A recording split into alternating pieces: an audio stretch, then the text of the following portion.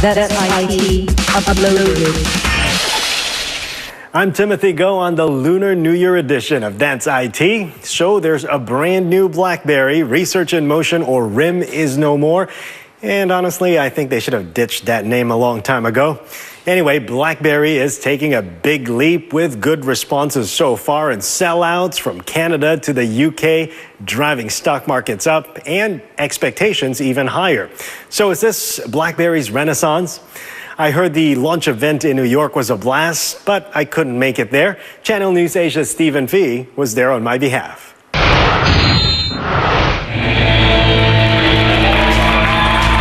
A big stage show replete with a faultless product demonstration, lots of enthusiastic clapping, and even an appearance by singer-songwriter and now spokeswoman Alicia Keys.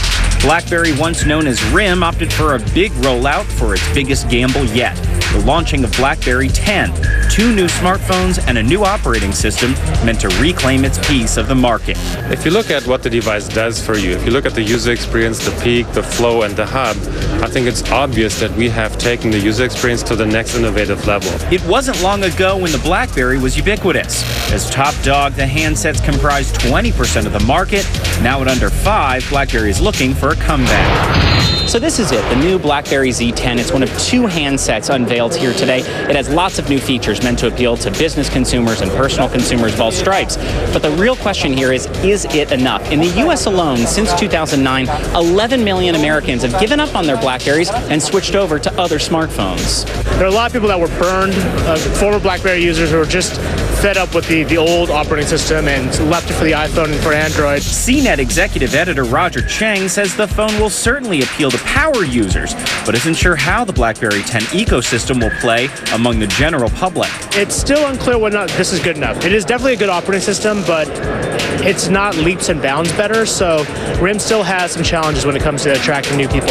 Analyst William Stefega says the company's new approach could create a market alongside competitors like Samsung and Apple, which together now hold nearly half of the global smartphone market. I think it does have the necessary things. It's attractive in terms of industrial design. The screen is very attractive. There are lots of new and different features. It's not just sort of piling on the old applications and capability. The company still has 79 million loyal users.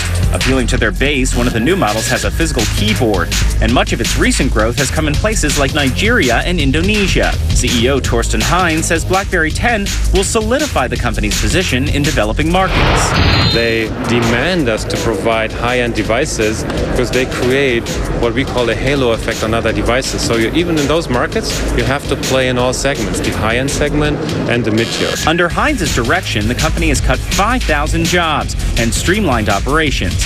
Debt-free, it's becoming an attractive target for potential buyers like China's Lenovo. I think there's always buyout potential for RIM, but I think a lot of companies now are sort of sitting here waiting to see how well BlackBerry 10 does, because if it doesn't do well, then all of a sudden RIM's a lot cheaper to buy. And CEO Heinz seems to be leaving the door open to a potential buyout. We have created a huge value with the BlackBerry 10 mobile computing platform in the company. Where this goes, we will need to see. Stephen Fee for That's IT in New York. The BlackBerry 10 will not be available in Japan. Apparently, BlackBerry decided that its 0.3% market share in Japan will make it too expensive to create a Japanese version of the BB10. But get ready, because the BlackBerry 10 will soon be available for us right here in Southeast Asia.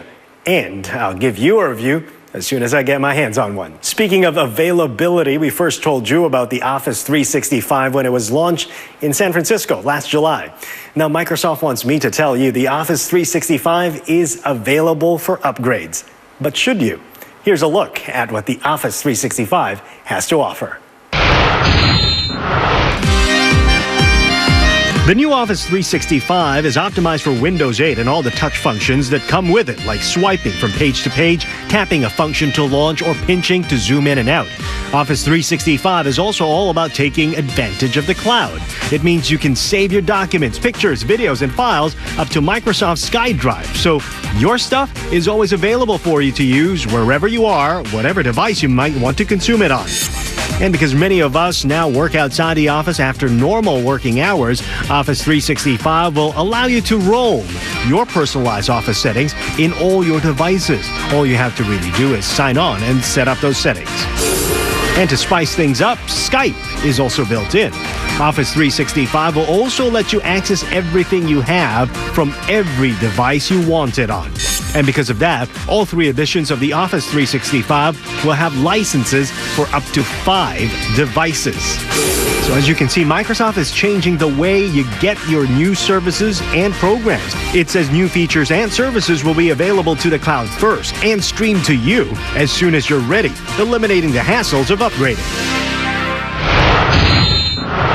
Let me ask you this. Would you allow mild jolts of electricity to be zapped to your brain to stave off Alzheimer's disease? A medical technological breakthrough could potentially slow down creeping memory loss if used early enough. Check this out. Which one's this? 57-year-old Kathy Sanford has early-stage Alzheimer's, and it is gradually getting worse.